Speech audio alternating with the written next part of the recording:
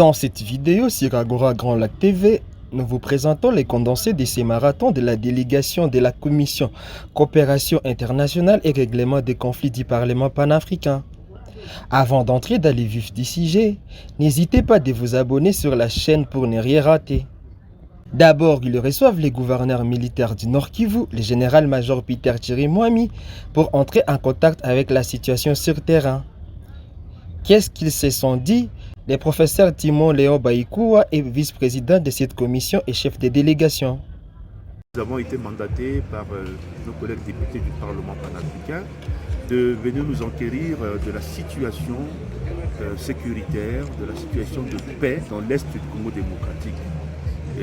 Donc l'objectif principal c'est cela, afin de permettre de présenter un rapport je dirais, complet à la plénière qui par la suite fera une recommandation qui sera présentée au chef d'État de l'Union africaine pour décision.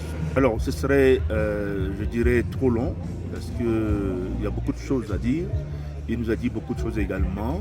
Il nous a donné un document, un support écrit qui nous permettent déjà de comprendre très rapidement l'essentiel de ce qui se passe ici comme drame dans ce pays-là, et également aussi des mesures qui sont prises, des mesures conservatoires qui sont prises. Naturellement, c'est un domaine, il y a des domaines pour lesquels il ne peut pas s'étendre, notamment le domaine militaire. Donc, mais nous étions dans une disposition où nous avons eu suffisamment de... Alors, donc la situation humanitaire, naturellement, la situation des déplacés, la situation économique. Il a présenté le Ngoma avant le conflit et Ngoma après le conflit. À la sortie du gouverneur et après une séance photo, la délégation du Parlement panafricain enchaîne avec les commandants des opérations au Nord et Sud Kivu, le lieutenant-général Falsi Kabwe, la délégation de la mission de la SADC en RDC Sami DRC, les élus provinciaux et finalement avec des acteurs de la société civile dont des organisations féminines et des jeunes.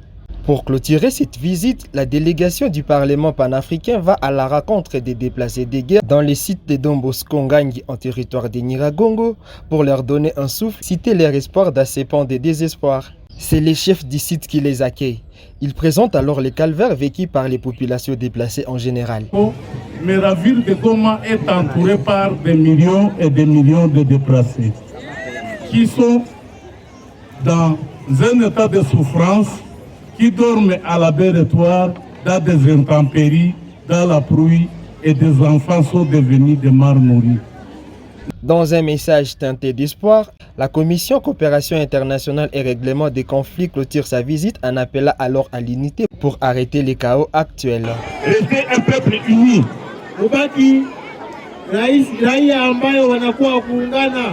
Restez un peuple uni. Si vous n'êtes pas unis, le diable va rentrer parmi vous.